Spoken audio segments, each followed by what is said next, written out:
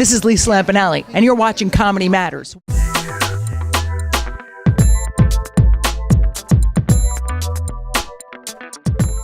Congratulations. I can't even speak to you. I'm a star. My star is born. I feel like that bitch when 42nd Street, she was supposed to be a chorus girl, and now she was a star. That's me, so shut up. I bow in your presence. Right. The diva of Broadway. Thank you very much. Unbelievable. I mean, when did you find out you could sing? Well, my father, I was Maria in West Side Story. I played it in Brownface when I was in high school. Yeah. And so I could like mimic singers all the time, but my father's always like, you could sing. I bet you could really sing. I'm like, oh, fuck that shit. And then I'm like, okay, I'll just try it because we want to put a song in the show. And I mean, I definitely am not trained in the least, but I'm just belting it. No, but you have like an actual vibrato in your voice. So you hit some good notes. I mean, you're really good. Well, you know, it's called genius and it's a gift. And some people have it and others just don't. And They just don't. And guess who has it? LL. I heard one of the singers actually didn't even show up tonight. They were intimidated to be on the same show as you. Many people run from buildings when I'm in it. So now, when you're planning this Broadway show, well, first of all, let me ask you this: did you write those songs? I mean, they're obviously original songs. Yeah, no, you know, they're parodies, and my opening act, Mike Morse, writes a lot of parodies for the Stern Show, and he is so freaking clever. And I'm like, one pass, he did it perfect. Like there was just like no edits or anything. Really? So it's a real gift, man. He's great.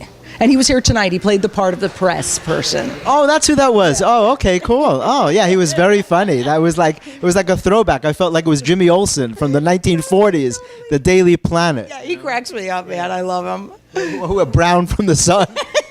Like, could you use an older joke, please? I love it. His name was Al Buman. Oh my God, That kind of that was so what's going to be the name of your show? Have you named it yet? We tentatively have it titled "Bring Back the Fat Chick" because I think you heard this story at the Green Room with Paul Provenza.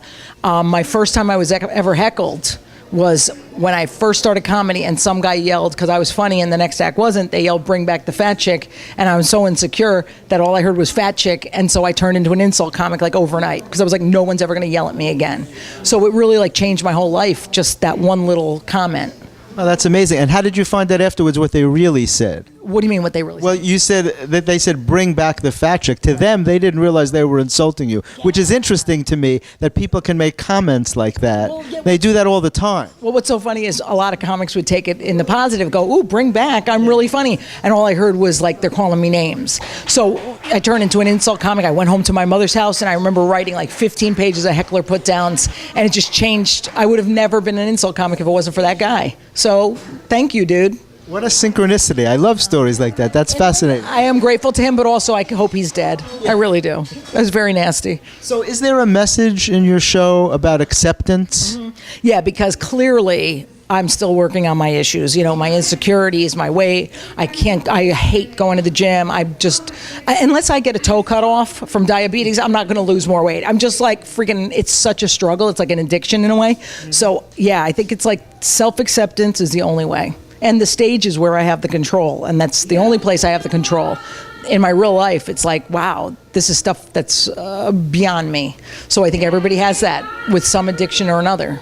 Well, we touched on that before. It's a very common thing, and people are cruel, especially kids are cruel. But you would hope that when they grow up to be adults that they let that go, and so many of them don't. No. And you see it in the comedy clubs when people get drunk and they yell out remarks. Right. And you're like, why would you even say that to another person? Right. Where does that come from? How nasty can you be? Well, I think it's like a lot of self-hate that people have for themselves. And as an insult comic, it's like I know when to say it and when not to say something. Like if I saw somebody in an audience, for instance, with a toupee, I'm not going to make fun of the toupee unless I know them really well, because that's a real insecure thing, you know? But a bald guy, they're proud of their fucking bald heads, so you make fun of them. So you get to read people. But these people who are just heckling you here or on Twitter, it's just amazing that they have this kind of time and negative energy. When they do it there, it's because they feel they're anonymous, that no one will know. They take a name that you don't know it's them, and suddenly this like little weak person strikes back at the world. And it's amazing to me that people like that exist, and they do. I mean, there are people out there that kill people, so obviously there are people there who will think nothing of insulting you. Well, I would like to hire some of those people who kill others to kill those Twitter douchebags, because it's weird how Twitter's the new heckle, you know? It's a new, and you need it for promotion, and you need it for, I mean, it's just, our business today thrives because of weird how that took off. Yeah, exactly. I'm dealing with publishers now. Everybody wants to know what your social media imprint is. Definitely. And I hate it, but, you know, it's a necessary evil.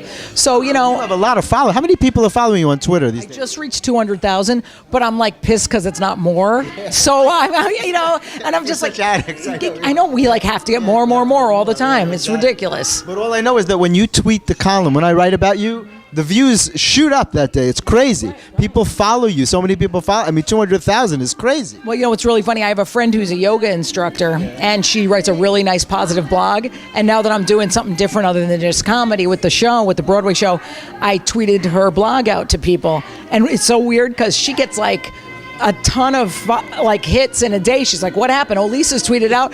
But some of my followers are like, you dick, what are you talking about, this positive energy and stuff? But I'm like, you know what, we do grow and evolve a little bit. Like, you can't stay the same for the rest of your life just for your fans. And I think my fans will come with me to this because it's just funny. It's going to have a message, but it's still funny. No, but the message is important. It's a message of inclusion, and it is a message of positive energy, and there's nothing embarrassing about that. That's one of the reasons that people loved you, even when you were insulting people, because they knew that wasn't really you. Right. People could tell when you have hate in your heart or love, and you come from a good place, and so people never took it that you were insulting them. If they did, they weren't really getting it. Well, they were insecure with themselves. And my thing is, you know what? I only make fun of the people I like. That's why I never make fun of the French. As you know, everybody else is fair game. So they all should take it as a joke. And if they don't, this is my thing. I used to be mad at people when they didn't get me. Now it's like, okay, I get it. Go see somebody else. It's okay. I ain't gonna. Well, it's because you've had enough success to understand that it doesn't really matter anymore. No. That if they don't get you, it's something lacking on their part. Right. And it's hard to remember sometimes when you're tired and you just killed yourself at a show when somebody goes, oh, that was kind of racist. You go, oh, really? You know, and you're white. I love that. It's never a black person who calls you racist. Exactly. It's always a freaking white devil. So screw Whitey. Exactly. Yeah, that's how I feel. As a black man, I really say that, you know, screw Whitey. I understand the struggle. I say that every night, you know. Well, they tend to put me in that category of all other black comics, and that's so racist because we're not all the same. And you know that better than anyone. You are such a stereotypical black comic. It's ridiculous. Come on, tell me the difference between how white guys can't dance. Come on, do it. Exactly, right. Well, I explained that to the audience, that don't lump me into that category, because the biggest difference, I think, between me and most black comics is my skin color. Right, and also the fact that you cannot get laid. Exactly. That's that. Yeah, and they can. Right. Actually, that's not true. The reason I could joke with you about this is because you always had hot women with you, and I was always fascinated. I go, what the fuck does he have going for him? And I still can't come up with Isn't that interesting? I don't know. I have this fascination. Yeah, people have been noticing that for many years. Someone has to date beautiful women. You know what? It might as well be you. It might as well be. That's how I think about it, and they get that. They understand. You're so sweet. Yeah, well, you too. So this is very exciting. I'm looking forward to your show. I'm looking forward to seeing your in a couple of weeks. You said you're doing another reading. Yep. So I want to come to that. Yeah, because I heard, John Leguizamo, I think, did his show in different incarnations about 150 times before it went up for previews. So it's like, oh my God, you know, you really have to test it on people. Not that you change it, but you want to see what hits with people. And you'll see when you're at the reading, Alan Zweibel, the writer, sits and watches the audience, and he doesn't watch me because he knows he's the dramaturge. I know, so he's looking, and I'm like, everybody's going, why is this guy not laughing at all? It's like, no, he's studying people to make sure all ages get it, all races, all whatever. Isn't that something that you learned when you first start in comedy? You expect that when you show somebody something that you think is funny, they're going to laugh. And when I started writing for comics, they'd be like, oh yeah, that's funny. Oh, that's very funny. Yeah, oh, I'm hysterical. And you'd be like, well, tell your face, because no one else knows, you know? Totally. You have to get used to that people in comedy don't laugh. They just say, that's really funny. Oh, yeah. I'd be like reading jokes from somebody going, yeah, oh, man, I love that. It's like, well, you know, we aren't as effusive as a lot of people are. So hopefully the audience can be, because you don't want 300 people sitting there going, wow, that's funny. Laugh, you douchebag. Yeah, exactly. Oy, oy, oy. A lot of smiling in the audience. That doesn't work. Boy. The entire audience smiled. It was really what a show. And then they all got their period. It was really bucked up. And then they all went home. It was just one of those things. So let me see what else. There was one other thing I wanted to ask you, and I can't remember what it was. I think I'll call you very late tonight. Okay. And let me see. It was something. Okay. So you've been performing comedy for so many years, but was it more nervous to sing tonight? Like, do you still ever feel nervous before a show? And how would you compare that to how it is to prepare for singing for your first time? Is the nervousness the same or different? No, because I don't ever get like nervous for live comedy at all. Ever? No, I get nervous for TV stuff, for roasts, and those are really nerve-wracking. But like the comedy is like whatever. That's I just am me up there. Yeah. So for this, it was a little nerve-wracking just to remember the words because I don't do that. I don't memorize anything. Right, yeah. But I got through them, and I didn't even have to look at my notes. I was so happy. I know I had my hand all written out. I mean, that's the magic, people. Right, exactly. I know. I felt really good. So, and last thing is, like, are you serious about the switch? You really want to switch the kind of material that you're doing?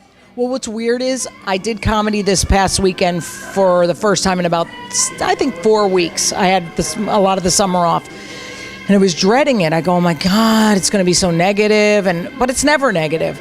And I go up, and I'm like, I'm still the same type of act. I still got the same love for everybody. And I'm like, they go hand in hand. It's not like, oh, now I'm serious and have to have a message. The message of my show has always been self-acceptance and accepting every race, creed, color of people. So I go, I could do these in conjunction with each other. It's not like, oh, I have to, my life coach says, you don't have to shit on your old dream to get a new dream. She goes, you love this new thing, but you don't have to kill the old dream. Because remember, that's what I wanted to do. Yeah, and that's what took you to where you are. Right. But is it draining being an insult comic, being a sensitive person and an insult comic? Because it's a real duality. Having a persona on the outside that doesn't necessarily match what's on the inside. Because you have a warm heart. So is that draining, doing that after a while? It's draining worrying about if people are going to get it and accept it and not take it the wrong way. But I know in my heart what I mean and what I don't mean. So I feel like the comedy isn't draining. It's just the travel. It's the, oh my God, people coming up to me and insulting me because they think because I do it. Yeah. But I'm always like, look, asshole, I'm A-Rod, okay, when it comes to insults. I wear the pinstripes. You're a little bitch in the Bush Leagues. So why don't you just do your job, whatever that isn't, and I'll do mine, and you shut the fuck up. That's, that's what I'd rather. If people just shut up, you're not funny. Exactly. Yeah, isn't that amazing how many people think they're funny? Oh my God, horrible. And I could take a joke, but it has to be a good joke. Like, last week somebody tweeted a funny, like a fat joke about me, but it was funny. And I retweeted it. I thought it was funny. But I'm like, just come at me with something funny, dude. Because then I know you're at least giving some thought to the craft of it. Exactly. So I think that's the difference going, ooh, I'm more insulted by the fact that you stink.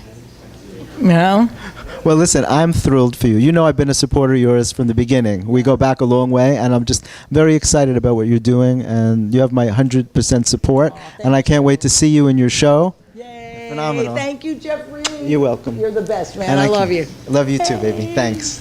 Thank you.